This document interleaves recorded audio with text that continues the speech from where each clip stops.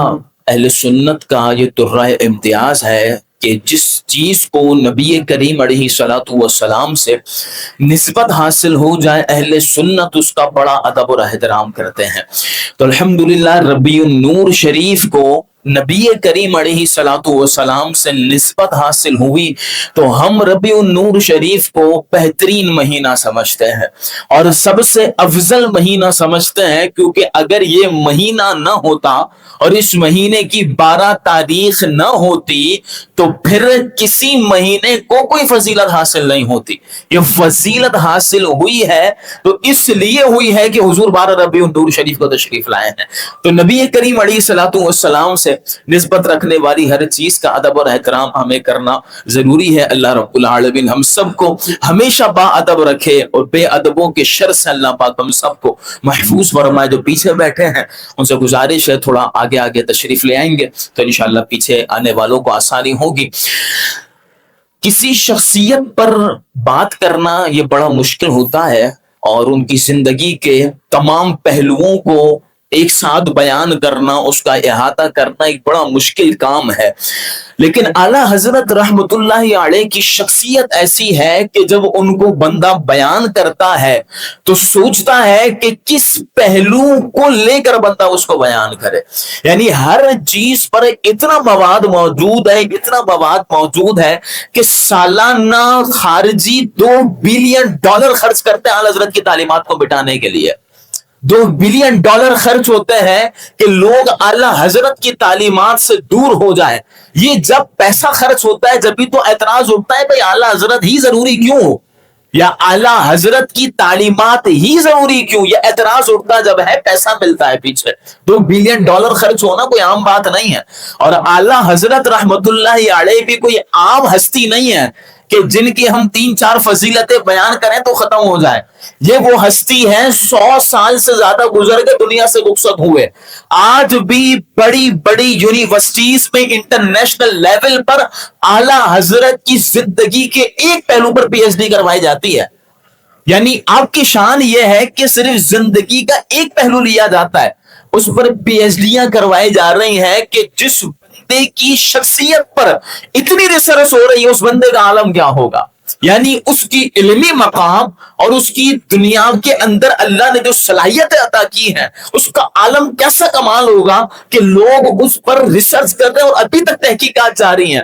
لیکن اعلیٰ حضرت رحمت اللہ علیہ کی سیرت کا ابھی تک کوئی احاطہ نہیں کر سکا. سیدی اعلیٰ حضرت رحمت اللہ علیہ اگر دیکھا جائے نا بچپن سے تو واقعات تو ہم نے آپ کے بڑے سنے ہیں. زندگی جب سے پیدا ہوا ہے جب سے اعلیٰ حضرت رحمت اللہ علیہ کی تعلیمات کو سن رہے ہیں، آپ کے فضائل کو سن رہے ہیں. لیکن آپ دیکھیں کہ آپ جب پیدا ہوئے تو دادا جان نے آپ کا نام محمد رضا رکھا. نام ویسے آپ کا محمد ہے اور محمد نام کی نسبتیں بھی بہت ہیں. نبی کریم علیہ الصلوۃ والسلام نے فرمایا کہ اگر تمہارے گھر میں 2 یا 3 محمد ہوں تو اس میں کیا مسئلہ ہے. یعنی کہ اپنے گھر میں جتنے بچے پیدا ہوں نام ان کا محمد رکھا کرو. فرمایا کہ جس دسترخوان پر وہ بچہ بیٹھے کہ جہاں محمد نام کا بچہ موجود ہو اللہ وہاں پر اپنی رحمتوں کا نزول فرماتا ہے. تو نام بچے کا محمد رکھنا چاہیے. پکارنے کے لیے آپ کا نام احمد رضا رکھا گیا اور آپ کے آگے احمد رضا خان لگایا جاتا ہے. اب یہ خان کہاں سے آیا؟ آپ کے پیچھے اجداد دیکھیں نا تو قندھار سے چلے اور قندھار سے آپ ہی کی نسل میں سے ایک آپ کے داداؤں کے دادا اٹھے شیخ محمد سعید خان رحمت اللہ علیہ. وہ اٹھے اور انہوں نے قندھار سے ہجرت کی لاہور کی طرف. وہ لاہور آئے، لاہور کے اندر کچھ عرصہ رکے کیونکہ قندھار میں وہ شہزادے تھے. اب جب یہاں پر آئے تو جب یہاں کا جو بادشاہ تھا لاہور کا اس نے دیکھا کہ قندھار سے ایک شہزادہ لاہور آیا ہے تو فرمایا گیا بھائی شیش محل میں ان کو جگہ دی جائے. شیش محل میں جگہ دی گئی، ان کو بہترین پروٹوکول دیا گیا. پھر یہاں سے ان کو دہلی بھیجا گیا اور دہلی بھیجنے میں بھی بہت ساری فوج آپ کے ہینڈ اوور کر دی اور کہا کہ اب آپ کو باطل کا مقابلہ کرنا ہے. شیخ سعید رحمت اللہ علیہ آپ نے جا کر دشمنوں کا مقابلہ کیا. پھر آپ کی آگے مزید اولادیں ہوئی. آپ کی اولاد میں شیخ محمد کاظم خان رحمت اللہ علیہ وہ بھی تشریف لائے. اگر دیکھا جائے شیخ محمد کاظم خان تو بظاہر تحصیلدار تھے، یعنی دنیا داری کے چکر میں تھے، لیکن آپ کے جو والد صاحب تھے وہ بڑے اللہ والے تھے.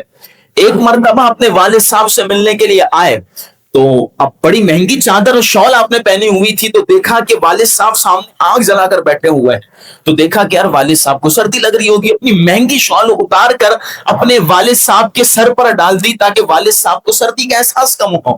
والد صاحب نے وہ شال نکالی اور جو ہے آگ میں پھینک دی۔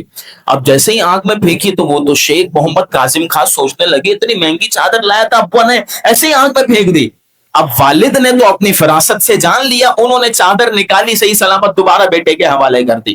اب جب بیٹے نے یہ منظر دیکھا شیخ کاظم خان رحمہ اللہ نے، تو اب آپ نے اپنی زندگی کو تبدیل کیا اور زندگی کے اندر چینجنگ لے کر آئے، اور یہاں تک کہ آپ نے ساری دنیا داری کو چھوڑ کر دین کی طرف آئے اور دینی تعلیمات آپ نے حاصل کری، دین کو پھیلانے لگے۔ پھر آپ کی آگے اولادیں چلی تو ان کے اندر شیخ محمد رضا خان رحمت اللہ علیہ تشریف لائے، ان کے یہاں اولاد ہوئی تو اللہ رب العالمین نے وہ مرد قلندر عطا فرمایا جس کو دنیا والد اعلیٰ حضرت شیخ نقی علی خان رحمت اللہ علیہ کے نام سے جانتی ہے۔ حضور اعلیٰ حضرت رحمت اللہ علیہ کے والد صاحب کی ولادت ہوئی اور اللہ نے آپ کو وہ کمال عطا فرمایا کہ پہلے اگر دیکھا جائے تو عسکری طاقت تھی، جنگیں لڑا کرتے تھے، لیکن جب وقت تبدیل ہوا تو انہوں نے، آپ کے آباء و اجداد نے ہاتھ کی تلوار کو چھوڑ کر قلم کی تلوار کو اٹھا لیا اور اپنے قلم کے ذریعے سے اہل باطل کا رد کرنے لگے، کفار کا، منافقین کا رد کرنے لگے۔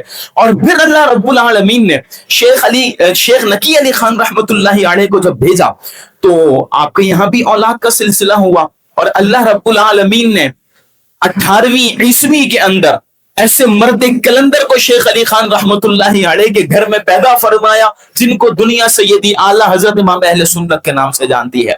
آپ کے گھر میں یہ بچہ پیدا ہوتا ہے تو بچپن ہی سے اللہ رب العالمین نے بڑا کمال عطا فرمایا، گفتگو کرنا شروع کی تو بڑے صاف اور سیدھے الفاظ کہنے لگے، اور پھر جب بات کرنا شروع کی تو بات کرنے میں بھی اسلامی الفاظ آپ کی زبان سے نکلتے تھے۔ آج دیکھیں بچہ 2 سال کا ہوتا ہے نا تو والدین گھر میں جو بات کر رہے ہیں بچہ اس بات کو ایڈاپٹ کرے گا، بچہ اس بات کو لے گا۔ وہ 3 سال کا ہوگا، ماں باپ اگر گھر میں گالیاں بکنے کی عادت ہے، لڑنے جھگڑنے کی عادت ہے نا، بچہ بھی ہر معاملے میں جھگڑنا شروع ہو جائے گا، وہ بھی ہر معاملے میں ایک دوسرے کو سنانا شروع ہو جائے گا، وہ بھی غصہ کرنا شروع ہو جائے گا، وہ بھی گالیاں بکنا شروع ہو جائے گا۔ یہ عمر ہوتی ہے کہ بچہ ہر چیز ماں باپ کی لیتا ہے۔ تو سیدی اعلیٰ حضرت کا گھرانہ کیسا ہے کہ بچپن سے تربیت کی جا رہی ہے اور عادت کے اندر سنت کو ڈالا جا رہا ہے، یعنی کھانا ہے تو کھانا کیسے ہے اس میں بھی سنت کو ڈالا جا رہا ہے، بیٹھنا کیسے ہے طریقہ کار بتا رہے لیکن سنت کے مطابق بتا رہے ہیں۔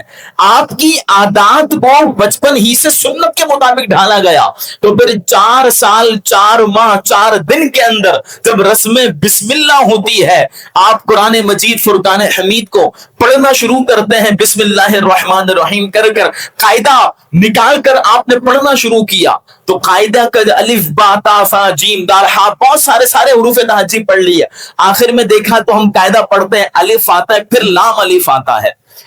تو اعلیٰ حضرت کہنے لگے کہ لام الف تو پیچھے پڑھ کر آ چکے ہیں، لام بھی پڑھ لیا الف بھی پڑھ لیا تو اس کو دوبارہ ذکر کرنے کی کیا وجہ ہے؟ تو آپ کے دادا صاحب سامنے موجود تھے، دادا نے کہا کہ بیٹا قاری صاحب جو پڑھا رہے ہیں، استاد جو پڑھا رہے ہیں اس کو پڑھو۔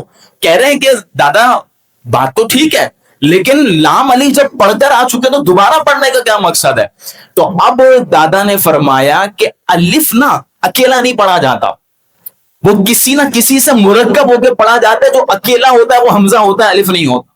اب جب مرکب ہوتا ہے کسی نہ کسی سے، لام سے بھی مرکب ہوا یہ کسی اور حروف سے بھی مرکب ہو سکتا ہے، تو اب سیدی اعلیٰ حضرت کہتے ہیں بھائی اگر چلو مرکب کرنا تھا تو دال الف کہہ دیتے، با الف کہتے، لام الف کہنے کی کیوں ضرورت پیش آئی؟ 4 سال کے ہیں، سوال کر رہے ہیں۔ اب آپ کے دادا جان رحمت اللہ علیہ نے بھاپ لیا، بچہ تو بڑا کمال ہے، تو آپ نے پھر دادا جان رحمت اللہ علیہ نے جواب دیا، دیکھو بیٹا مسئلہ یہ ہے کہ لام کے ساتھ الف لکھنے کی وجہ یہ ہے کہ لام اور الف صورت و سیرت کے اعتبار سے سیم ہے، کہ جب ہم الف لکھتے ہیں نا، الف لام فا لکھتے ہیں تو الف کے لکھنے میں 20 میں لام آتا ہے، اور جب لام لکھے تو لام کے بیچ میں الف آتا ہے، یہ دونوں ایک اعتبار سے ملتے جلتے بھی ہیں، اور بظاہر صورت کے اندر بھی یوں ہے کہ الف کو یوں لکھتے ہیں، لام کو تھوڑا سا موڑ دیتے ہیں، تو یوں صورت سیرت کے اعتبار سے دونوں ملتے جلتے ہیں، اس لیے لام الف لکھا گیا۔ اب اعلیٰ حضرت رحمت اللہ علیہ کو چین آیا، یہ 4 سال کی عمر ہے، آج قاری صاحب کے ذہن میں بھی یہ مسئلہ نہیں آتا لام الف کیوں لکھا گیا ہے، لیکن اعلیٰ حضرت رحمت اللہ علیہ 4 سال کے اندر یہ سوال کر رہے ہیں، بڑے ہوتے ہیں اور اللہ رب العالمین نے حق آپ کی زبان پر ایسا جاری کر دیا تھا کہ قاری صاحب جب پڑھا رہے ہیں قرآن کا لفظ ان کی زبان سے غلط نکل رہا ہے، اعلیٰ حضرت کی زبان سے صحیح نکل رہا ہے۔ اب قاری صاحب کہنے لگے کہ غلط پڑھو، آپ فرما رہے میں تو صحیح پڑھ رہا ہوں۔ جب دوسرا نسخہ منگوایا گیا تو پتا چلا قاری صاحب غلط تھے، اعلیٰ حضرت ٹھیک تھے۔ یعنی زبان پر اللہ نے بچپن سے حق کو جاری فرما دیا، اور پھر رب العالمین نے آپ سے وہ بڑا کام لیا کہ آپ دیکھیں کہ بچپن سے جب سے دین آیا ہے، دین اسلام، نبی کریم علیہ الصلوۃ والسلام کے بعد، صحابہ کے بعد جب دین کے اندر خرابیاں پیدا ہونا شروع ہوئی تو اللہ رب العالمین نے ہر دور کے اندر ایک مجدد کو بھیجا جس نے آ کر دین کی تعلیمات لوگوں کے سامنے پیش کی۔ آپ اگر دیکھیں نا، پہلی صدی کے مجدد ہے عمر بن عبد العزیز رحمہ اللہ، آپ نے جو جتنے بھی یہ یزید، مروان وغیرہ انہوں نے جتنے بھی معاملات خراب کیے تھے حکومت کے، حضرت عمر بن عبد العزیز رحمہ اللہ نے سارے معاملات کو آ کر درست کیا۔ اس کے بعد دوسری صدی میں حضرت امام شافعی ہے، اس کے بعد پھر 5ویں صدی ہجری کے اندر چلے جائیں حضور غوث پاک رحمۃ اللہ علیہ آئے، 6ٹھی صدی میں دیکھ لیں تو حضرت خواجہ صاحب رحمۃ اللہ علیہ تشریف لائے، امام فخر الدین رازی رحمہ اللہ تشریف لائے، چلتا رہا سلسلہ۔ 10ویں 11ویں صدی ہجری کے اندر مجدد الف ثانی رحمہ اللہ تشریف لائے۔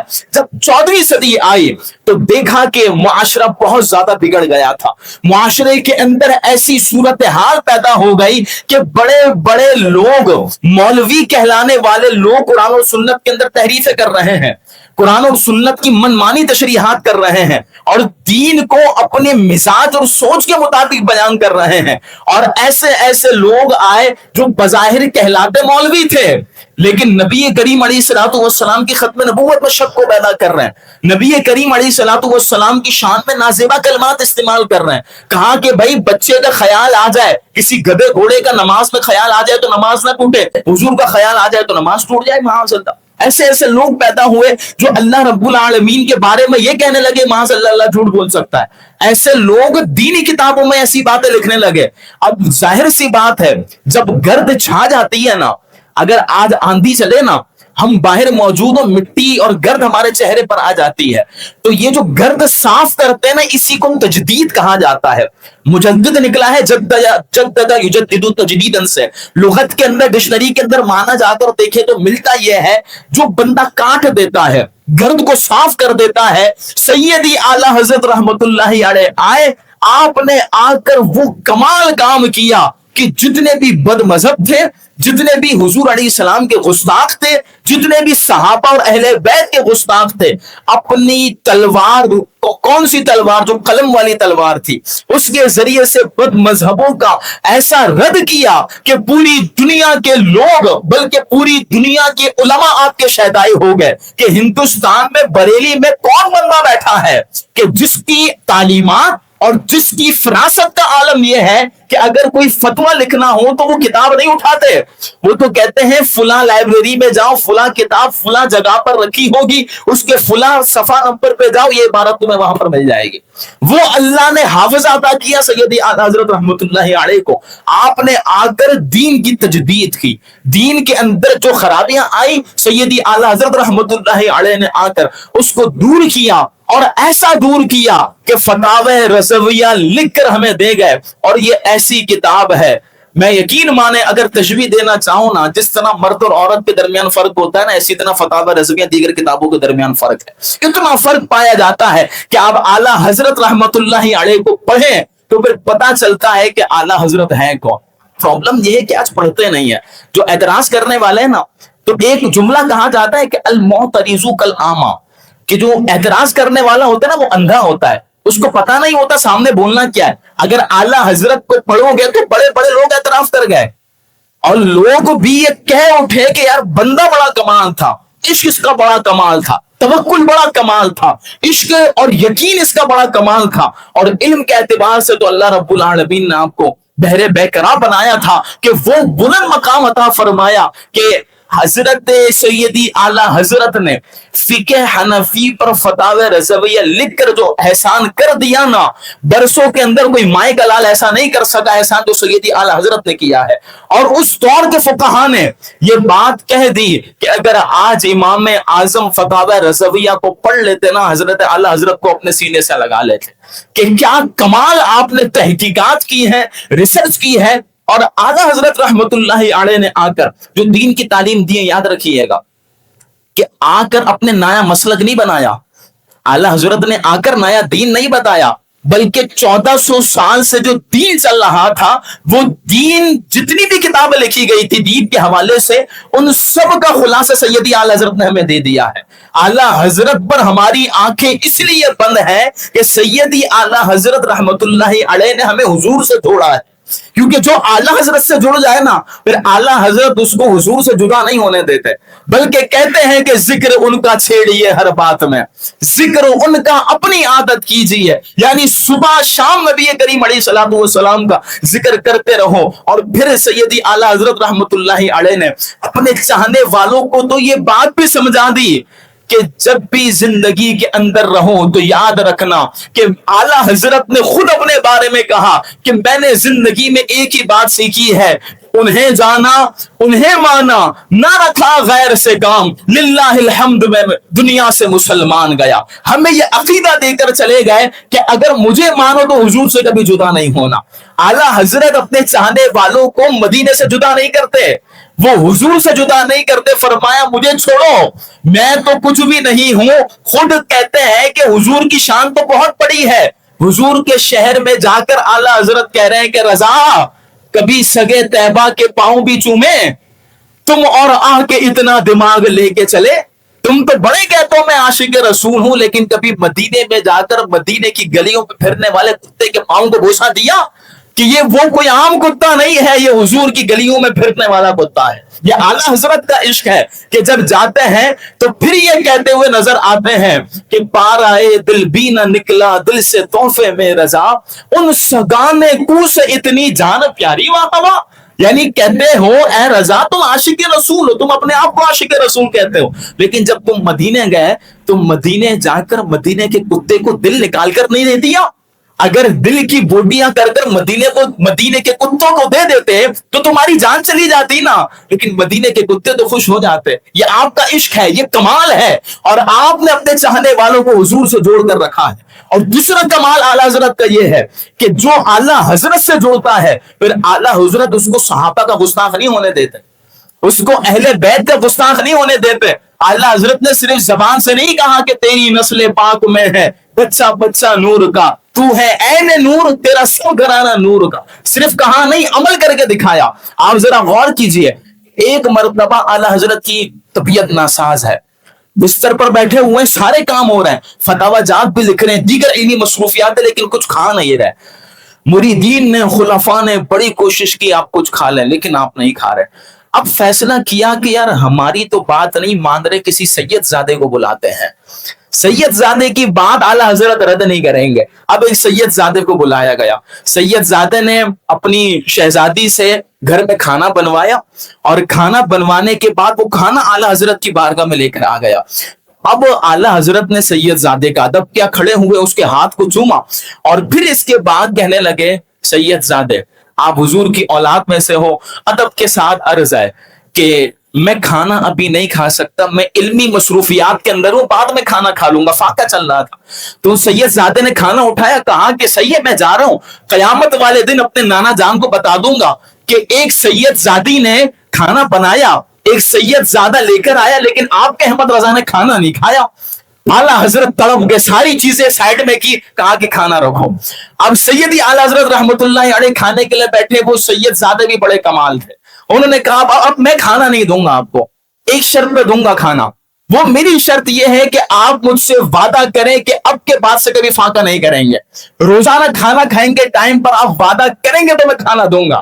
اب اعلیٰ حضرت سے اس سید زادے نے وعدہ کروایا، اعلیٰ حضرت نے اس سے وعدہ لیا، اور پھر آپ نے فاقہ نہیں کیا کیونکہ سید زادے سے وعدہ کر لیا ہے۔ یہ کمال ہے اعلیٰ حضرت کا کہ آپ نے صرف کہا نہیں تیری نسل پاک میں ہے بچہ بچہ نور کا، بلکہ عمل کر کے دکھایا ہے۔ سید زادے کا اتنا ادب اور احترام آپ کے دل کے اندر موجود تھا۔ یہ تو سید زادے جن کے خون میں حضور کا خون دوڑ رہا ہے، لیکن اگر کوئی بندہ مدینے سے آتا تھا نا، اعلیٰ حضرت پوچھتے تھے مدینے سے آئے ہو؟ آپ اپنی جگہ سے اٹھ کر اس کے قدموں میں گر کر اس کے پاؤں چوما کرتے تھے کہ یار تیرا پاؤں وہ ہے جو حضور کی زمین سے لگ کر آیا۔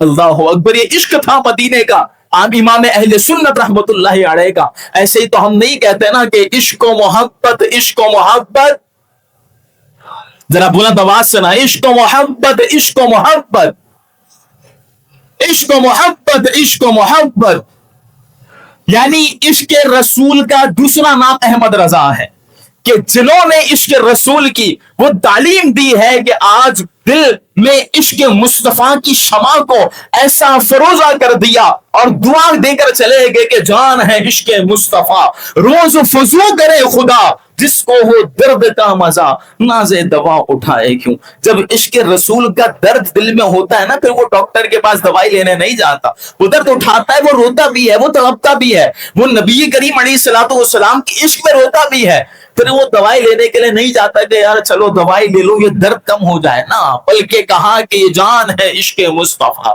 نبی کریم علیہ السلام کا عشق ہماری جان ہے۔ ہماری دعا یہ ہے کہ روز فضو کرے خدا جس کو ہو درد کا مزہ، ناز دوا اٹھائے کیوں۔ یہ سیدی اعلیٰ حضرت رحمت اللہ علیہ کا عشق، اور آپ کا یقین کیسا ہے اللہ کی ذات پر۔ اللہ اکبر، آپ نے فرمایا دل کے دو ٹکڑے کر لو، ایک ٹکڑے پر لکھا ہوگا لا الہ الا اللہ، دوسرے پر لکھا ہوگا محمد رسول اللہ صلی اللہ علیہ وسلم۔ ایسا یقین ہے اللہ رب العالمین کی ذات اقدس پر اور حضور کی بات پر کہ کبھی نبی کریم علیہ الصلوۃ والسلام کی بات کے بارے میں آپ نے شک نہیں پیدا ہونے دیا کہ یار ہو سکتا ہے کہ یہ نہ ہو سکتا ہے یہ حدیث ضعیف ہے، اس پر عمل نہ ہو سکے۔ سیدی اعلیٰ حضرت رحمت اللہ علیہ نے کبھی اس وجہ سے نبی کریم علیہ الصلوۃ والسلام کی بات کو نہیں جھٹلایا۔ جب بیمار ہوئے ایک مرتبہ تو مریض ڈاکٹر آ کر کہنے لگے کہ آپ کو طاعون کی بیماری ہو گئی ہے، آپ نے کہا بیماری کوئی اور ہو سکتی ہے، طاعون کی بیماری نہیں ہو سکتی۔ کہنے لگے بھائی طاعون کی بیماری ہے، سیدی اعلیٰ حضرت نے فرمایا نہ، میرے نبی کا فرمان ہے جس نے کسی مریض کو دیکھ کر یہ دعا پڑھ لی الحمدللہ الذی عافانی مما ابتلاک بہ وفضلنی علی کثیر ممن خلق تفضیلا، تو اس بندے کو وہ بیماری نہیں لگے گی۔ میں نے ایک مرتبہ طاعون والے مریض کو دیکھ کر یہ دعا پڑھ لی تھی، مجھے یقین ہے ڈاکٹر جھوٹا ہو سکتا ہے لیکن حضور کا فرمان غلط نہیں ہو سکتا۔ یقین ہے حدیث پاک پر اتنا، نبی کریم علیہ السلام کی بات پر اتنا بلیو ہے کہ سب غلط ہو سکتا ہے لیکن پیارے نبی علیہ الصلوۃ والسلام کی بات غلط نہیں ہو سکتی۔ اس سیدی اعلیٰ حضرت رحمت اللہ علیہ کا یقین تھا۔ تو یہ کمال ہے، ہم اعلیٰ حضرت کو ایسے نہیں مانتے۔ آپ یہ یاد رکھیے گا کہ بعض لوگ نا کہتے ہیں بھائی تم نے تو اعلیٰ حضرت کہہ دیا، تم نبی کریم علیہ السلام کو کہتے ہو حضرت سیدنا محمد مصطفیٰ صلی اللہ علیہ وسلم، وہاں صرف حضرت کہتے ہو، یہاں کہتے ہو اعلیٰ حضرت، تو کیا تم نے اپنے اعلیٰ حضرت کو نبی کریم علیہ الصلوۃ والسلام سے بڑھا دیا؟ یہ مونگی دلیلیں ہیں، ان باتوں کی، ان اعتراضات کا نہ سر ہوتا ہے نہ کوئی پیر ہوتا ہے۔ آپ دیکھیں کہ جس کو بھی جو لقب دیا جاتا ہے نا، وہ ہوتا سب کے لیے استعمال ہو سکتا ہے، لیکن کبھی کبھی کچھ شخصیات ہوتی ہیں کہ جن کے ساتھ وہ خاص ہو جاتا ہے۔ مثال کے طور پر ہم کہیں رسول اللہ صلی اللہ علیہ وسلم نے فرمایا، اب رسول اللہ تو بہت سارے ہیں، اللہ کے رسول تو بہت ہیں، لیکن یہ نبی کریم علیہ السلام کے ساتھ ایسا خاص ہوا کہ جب بھی رسول اللہ کہا جائے گا تو ہمارا دھیان جائے گا مدینے کے تاجدار کی طرف صلی اللہ علیہ وسلم۔ اسی طرح غوث تو بہت ہیں، لیکن جب بھی ہم کہیں گے غوث پاک، ذہن جائے گا شیخ عبد القادر جیلانی رحمہ اللہ کی طرف۔ تو جب بھی ہمیں چاہیے کہ غوث پاک جن کو دنیا میں مانا ہے खवास और अवाम सब ने माना है, तो फिर जबरदस्ती ये लक़ब खींच कर किसी और के लिए साबित ना किया जाए। अल्लाह ने सबको बड़े मकाम अता फरमाए हैं, लेकिन गौसे आजम का रुतबा अल्लाह ने हजरत शेख अब्दुल कादिर जिलानी रहमहुल्लाह को अता फरमाया है। और उस वक्त से लेकर जब तक इमाम मेहदी नहीं आ जाते, उस वक्त गौसे आजम शेख अब्दुल कादिर जिलानी रहमतुल्लाहि ताला अलैहि हैं। ये अहले सुन्नत का अकीदा और तमाम कादरी इस बात को एक्सेप्ट करते हैं, यकीन रखते हैं। और अगर आला हजरत को मानते हो ना, तो फिर आला हजरत तो फिर के कादरी थे, और ऐसे कादरी थे कि कहने लगे एक मर्तबा कि तुझसे दर, दर से सग, और सग से है मुझको निस्बत, मेरी गर्दन में भी है दूर का दौड़ा तेरा। यानी ये नहीं कहा ऐ शेख अब्दुल कादिर मैं आपके दर का सग और कुत्ता हूं ना, बल्कि कहने लगे कि तुझसे दर, आपका दरबार, फिर दर में जो सग बैठते हैं उन सग का भी मैं सग हूं, जिसको दुनिया अहमद रजा के नाम से जानती है। ये आपके गौसे पाक रहमतुल्लाहि अलैहि से अकीदत थी। इसी तरह आला हजरत तो बहुत आए, लेकिन आला हजरत जब भी कहा जाए तो ध्यान जाता है इमाम अहमद रजा खान फाजिल बरेली नव्वरल्लाहु मरकदहू की तरफ। और ये याद रखिएगा, जब भी अलकाबात होता है ना, तो ये लकब जो है उस दौर में और उस दौर के बाद वाले तमाम हजरतों से आला सैयदी आला हजरत है। इसका ये मतलब नहीं होता कि जो पहले गुजर चुके हैं उससे भी आला हो गए। क्या हम ये कहेंगे कि अगर ये आला हजरत है तो हजरत शेख अब्दुल कादिर जिलानी से भी आला हो गए? माअज़ल्लाह, नहीं। हजरत आला हजरत रहमतुल्लाहि अलैह अपने दौर में जितने भी हजरत थे ना उनके, और अब जो उसके बाद चलते हुए आ रहे हैं, उन सब में जो सबसे आला है वो इमाम अहमद रजा खान है। इसका यह मतलब नहीं होता कि पहले के जो है उनसे भी आला हो गए। तो ये एतराज एक अजीब एतराज होता है जिसका न सर होता है न पैर होता है। तो कुछ उर्फ भी होता है, कुछ चीजें ऐसी भी होती हैं जिनका दारो मदार उर्फ पर होता है। तो इन बातों को हमें समझ लेना चाहिए। सैयदी आला हजरत रहमतुल्लाहि अलैह कि अकायद नजरियात, आपका इश्क रसूल, आपकी तालीमात और आपका खौफ खुदा, आपका तकवा और वरा, और आपके दिल के अंदर नबी करीम अलैहिस्सलातु वस्सलाम की जो आल की मोहब्बत थी, वो सारी चीजें आज हमें अपने दिल के अंदर पैदा करनी है। सीरत आला हजरत रहमतुल्लाहि अलैह को मानते हैं, एक्सेप्ट करते हैं, लेकिन साथ साथ हमें उसको अमल पैरा भी होना है। सिर्फ मानना नहीं है, सिर्फ सुनना नहीं है, बल्कि आला हजरत रहमतुल्लाहि अलैह की सीरत को अपनी जात पर नाफिज करने की कोशिश करनी है। सैयदी अमीर अहले सुन्नत को फरमाते हैं कि भाई आला हजरत पर हमारी आंखें बंद हैं, और आंखें बंद हैं। या आला हजरत ने कह दिया ना, दी एंड है, खत्म बात। इसके आगे फिर किसी की रिसर्च और तहकीक को नहीं मानना। जो फरमा दिया है उस पर आंखें बंद करके अमल कर लो, क्योंकि हमने फिर बड़े बड़े लोगों को देखा है कि आसमान से जमीन पर आने में कुछ देर नहीं लगती, थोड़ा सा अरसा होता है। वो कहता है भाई आला हजरत ही जरूरी क्यों? तो हमने देखा है कि बड़े बड़े लोग फिर आसमान से जमीन पर आ जाते हैं, जहां उनकी बड़ी इज्जतें होती हैं, सारी इज्जत खाक में मिल जाती है अगर आला हजरत के दामन को छोड़ते हैं। तो सैयदी आला हजरत रहमतुल्लाहि अलैह ने हुजूर सल्लल्लाहु अलैहि वसल्लम की जाते अक़दस के हवाले से फरमाया था कि जो तेरे दर से यार फिरते हैं, दर बदर यूं ही खार फिरते हैं। जो हुजूर का दरबार छोड़ेगा वो यूं ही दर बदर खार फिरेगा। लेकिन यही नात का शेर आला हजरत की मनकबत भी बन गया कि आज के दौर में हम कहते हैं कि ए इमाम अहमद रजा, तुमने इश्क रसूल का ऐसा काम किया है कि जो तेरे दर से यार फिरते हैं, दर बदर यूं ही खार फिरते हैं। पंजाब में जाकर देख ले, बहुत सारी गद्दियां बर्बाद हो गई हैं, बहुत सारे शमशीर आला हजरत टूट गई हैं। सिर्फ आला हजरत का नाम लेने से काम नहीं चलता, आला हजरत को मानना पड़ेगा, उन पर आंखें बंद करनी पड़ेंगी, उनको एक्सेप्ट करना पड़ेगा। इंशाल्लाह जमाने के अंदर इज्जत मिलेगी। और आज देखें, जिस मर्द कलंदर ने हमें आला हजरत का तारुफ करवाया है, जिस मर्द कलंदर ने निसारा लिखा पहला तो तस्कीरा इमाम अहमद रजा खान लिखा, आज उन पर भी ये शेर सादिक आता है कि जो तेरे दर से यार फिरते हैं, दर बदर यूं ही खार फिरते हैं। बहुत सारे लोग कहने लगे इलियास कादरी ने ये कर दिया, वो कर दिया। आज जितना भी तुम बुरा भला कह लो, लेकिन अल्लाह दिन ब दिन ऐसी बुलंदी अता फरमा रहा है कि अगर शहर कराची में सिर्फ इज्तिमा हो तो निश्तर पार्क भी छोटा पड़ जाता है, वहां पर भी रोड भर जाते हैं, सिर्फ कराची की आवाम आती होती है। दुनिया भर में दावत इस्लामी के चाहने वालों को बुला लिया तो बहुत बड़ी जगह लेनी पड़ेगी। तो अल्हम्दुलिल्लाह अमीर अहले सुन्नत का इखलास है, जिन्होंने आला हजरत हमें बताए, आला हजरत को सिखाया, आला हजरत की मोहब्बत दिल में बिठाई, अल्लाह ने आपको भी बड़ा रुतबा और कमाल अता किया है। तो हमेशा अपने अकाबिरीन से जुड़ा रहना है। सैयदी आला हजरत रहमतुल्लाहि अलैह जिंदगी का आपका उसूल था। आप तसव्वुफ पढ़ा है ना, तसव्वुफ का अगर नाम सुना है, बड़े बड़े सूफिया है ना, बड़े बड़े अकाबिरीन हैं जिनकी जिंदगियां अल्लाह रब्बुल आलमीन की याद में गुजरी हैं। बड़ी बड़ी कुतुब का खुलासा मैं अगर आपके सामने पेश करूं ना, तसव्वुफ का खुलासा सिर्फ 3 चीजों में है: तकलील ताम, तकलील मनाम, तकलील कलाम। कम खाना, कम सोना, कम बोलना, ये तसव्वुफ का उसूल है। इसको अगर बंदा याद कर लेना कि 3 चीजें यही तसव्वुफ कहलाता है, बंदा अपना बोलना कम कर ले, अपना खाना कम कर ले, अपना सोना कम कर ले, और ये जो वक्त बचेगा वो सारा अल्लाह रब्बुल आलमीन की रिजा और अल्लाह की इबादत के अंदर बसर करे, अल्लाह उसको बड़ा मकाम अता फरमाता है। आप देखें, जब भी फुकहा बल्कि सूफिया बात करते हैं ना अपनी किताबों के अंदर, तसव्वुफ की किताबों के अंदर, तो उसके अंदर सबसे पहले बात ये आती है, भाई पेट भर कर खाने वाला, उसके अंदर शहवत ज्यादा होती है। जो ज्यादा पेट भर के खाता है, ख्वाहिशात उसके अंदर ज्यादा होती हैं। जो बोलता ज्यादा है, पछताता ज्यादा, वो लोगों के सामने जलील भी वही होता है। और जो ज्यादा सोता है, फिर सुस्ती और नेस्ती उसके अंदर ज्यादा होती है, वो काम कम कर पाता है। तो जब बंदा कम सोएगा, कम खाएगा, कम बोलेगा, इंशाअल्लाह जिंदगी बड़ी पुरसुकून गुजरेगी। आला हजरत की जिंदगी का भी यही उसूल था।